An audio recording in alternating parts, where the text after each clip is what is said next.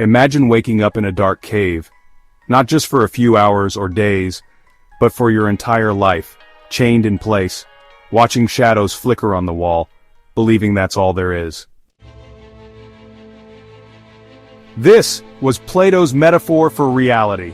And if you're watching this, there's a chance you're still in that cave. Welcome to Cortex Studio, where we don't just open minds, we break the chains that bind them. Plato. The name echoes through philosophy like a cathedral bell. Born in 427 BCE in ancient Athens, student of Socrates, teacher of Aristotle.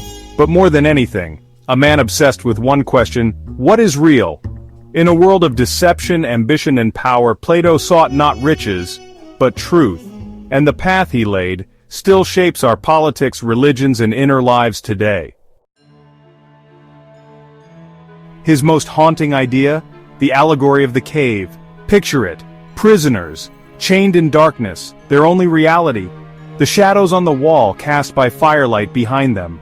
These shadows are illusions, constructed by puppet masters, politicians, storytellers, the media of the ancient world. Now ask yourself, who controls the shadows in our world today? When one prisoner escapes, he's blinded by the light. He stumbles, he suffers, but he climbs upward, toward the sun, toward truth. And when he returns to the others, to free them, they mock him, they fear him. Some would kill him, to protect the lie. Plato wasn't just telling a story, he was giving us a warning, that most people don't want to be free. Plato believed that everything we see, every object, idea, even virtue, is a pale reflection of a perfect version he called a form. There's not just a chair, there is chairness, the ideal version of all chairs, not just justice in the courtroom, but justice as a transcendent truth. The world around us is a cheap knockoff of the real one, what he called the world of forms, a place not of matter, but meaning. In a time where truth is blurred, filtered, and curated, Plato's message is more relevant than ever. So, who should rule society? Plato's answer? Not warriors, not rich men, not populists, but philosophers. Why? Because they've seen the truth, because they've escaped the cave, and most importantly, because they don't want power. The Philosopher-King was Plato's ideal ruler, wise, detached, guided by justice rather than ego. But there's a twist. Plato also believed the masses can't handle too much freedom. His utopia? It was a rigid, ordered society, ruled by the enlightened few, for the sake of the blind many.